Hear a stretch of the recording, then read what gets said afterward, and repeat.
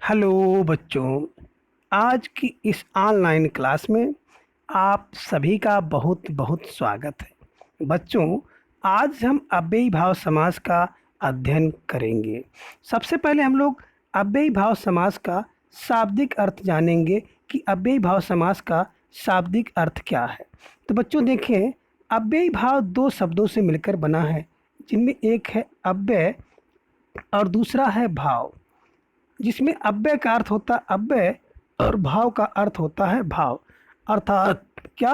अव्यय का भाव, अव्यय का भाव दे। क्या? जो शब्द अव्यय का भाव दे उसमें अव्ययी भाव समास होता है। या दूसरा अर्थ ये भी हो सकता है अव्यय बन जाना, किसी शब्द या पद का अव्यय बन जाना ही अव्ययी भाव समास कहलाता है। और जो समास होता है उस पद को समस्त पद या समासिक पद कहते हैं। तो जो समस्त पद या समासिक पद होता है, इस पद में दो पद होते हैं। एक होता है पूर्व पद और दूसरा होता है उत्तर पद। ध्यान से सुने बच्चों, पूर्व पद या उत्तर पद। इसी पूर्व पद को क्या कहा जाता है?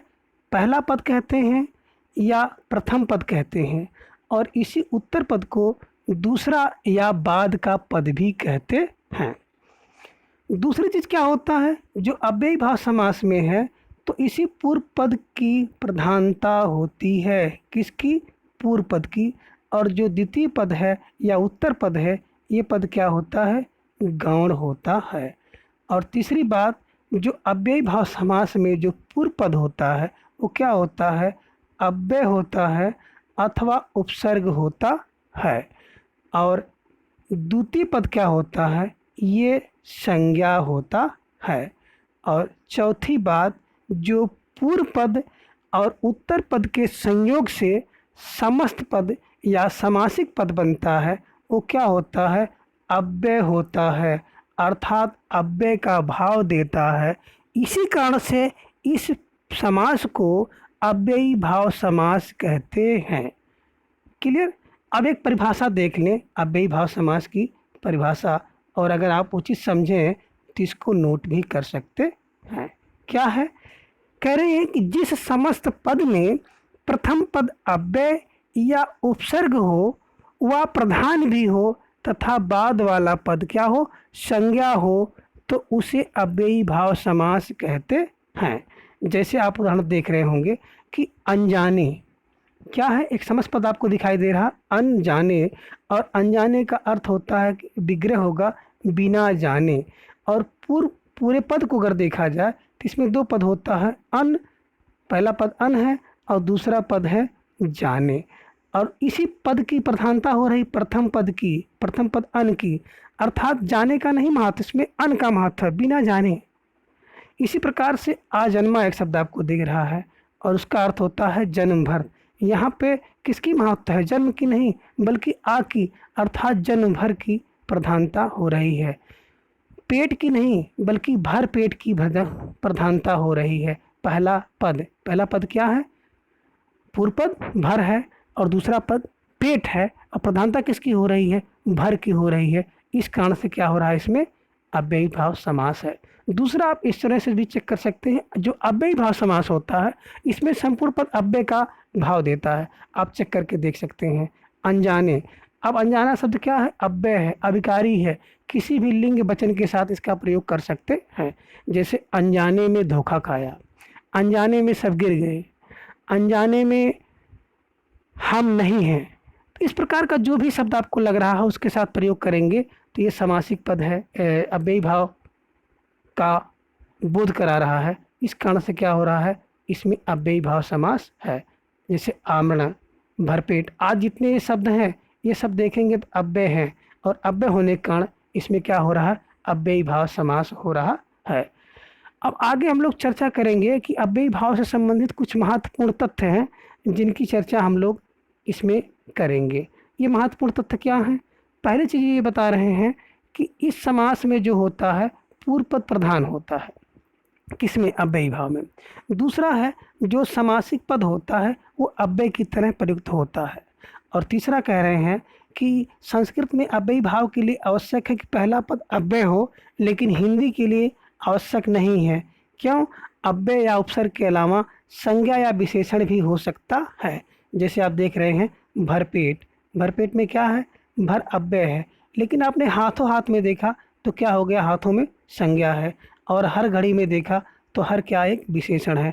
इस प्रकार से कहा जा सकता है कि अव्ययी भाव समास में केवल और केवल संस्कृत के लिए अनिवार्य है कि पूर्व पद अव्यय हो, जबकि हिंदी में पूर्व पद अव्यय उपसर्ग के अलावा संज्ञा या विशेषण भी हो सकता है। और चौथी बात बता रहे हैं कि जो अव्ययी भाव समास होता है उसमें दो पद होते हैं, और ये दोनों पदों का अनुक्रम 5 प्रकार से देखा जा सकता है। कैसे कैसे? पहला कह रहे हैं कि पहला पद हो सकता है संज्ञा हो और दूसरा पद अव्यय हो। जैसे आपको दिख रहा है जीवन पर्यंत अर्थात जीवन भर, और दूसरा दिख रहा है वर्ष पर्यंत अर्थात वर्ष भर। दूसरा कह रहे हैं कि दोनों पद संज्ञा हो और पूरा पद अव्यय बन जाए। जैसे रातों रात, हाथों हाथ, दोनों पद यहाँ पे संज्ञा है और संपूर्ण पद क्या है? अव्यय बन जा रहा है। तीसरा कह रहे हैं कि पहला पद अव्यय हो और दूसरा पद संज्ञा हो और समस्त पद अव्यय बन जाए तो भी वहाँ पे अव्ययी भाव समास होता है। जैसे याव जीवन या यथा साध्य। चौथा कह रहे हैं कि दोनों पद अव्यय हो और समस्त पद भी अव्यय बन जाए, जैसे पहल पहल और बीच बीच। और पांचवा कह रहे हैं द्विरुक्त शब्द अर्थात दो बार युक्त या कहा गया शब्द क्या होता है या लिखा गया शब्द क्या होता है? अव्ययी भाव होता है। जैसे घर घर, पल पल और क्षण क्षण। तीसरा है अगर कोई संख्यावाचक नदी आ रही है, यानी कि छठा कह रहे हैं अगर संख्यावाची नदी हो तो भी क्या होता है? वो अव्ययी भाव समास के अंतर्गत आता है। अब हम लोग अव्ययी भाव समास की पहचान जानेंगे कि अव्ययी भाव समास कैसे पहचानेंगे किसी समासिक पद में कि इसमें अव्ययी भाव समास है। पहली चीज़, अव्ययी भाव समास के लिए कुछ आपको उपसर्ग, प्रत्यय या अव्यय जो दिखाई देते हैं। जैसे ये है आपका यथा है, यावत है, भर है, हर है, प्रति है, आ है। अगर किसी समासिक पद में आपको ये शब्द दिख जाए तो आप उस शब्द में क्या कह सकते हैं कि अव्ययी भाव समास है। दूसरी चीज़ क्या है कि पहला पद प्रधान होना चाहिए। तीसरा चीज़, संपूर्ण पद जो है वो अव्यय की तरह काम करे तो उसमें निश्चित रूप से अव्ययी भाव समास होगा। आगे देखें अव्ययी भाव समास का विग्रह कैसे करेंगे। जैसे आपको एक शब्द दिख रहा है यथाशक्ति, तो इसका विग्रह होगा शक्ति के अनुसार। आपको एक शब्द दिख रहा है यथास्थान, जो स्थान निर्धारित है। आपको एक शब्द दिख रहा है यथामति, जैसी मति है। आज इस तरह से आप अनेकों शब्द को देख रहे हैं, इनका विग्रह भी आप देख सकते हैं। स्क्रीनशॉट लेकर के आप इसको पढ़ लीजिएगा, क्योंकि ज़्यादा अगर हम लोग इसकी चर्चा करेंगे तो क्या होगी, ये वीडियो बहुत लंबी हो जाती है। इस प्रकार से आप इनके विग्रह को भी देख सकते हैं। तो आज की क्लास में हम लोगों ने अव्ययी भाव समास का अर्थ, इसकी परिभाषा, इसकी पहचान और विग्रह के बारे में जाना। अगली क्लास में हम लोग तत्पुरुष समास के बारे में अध्ययन करेंगे। Thanks for watching.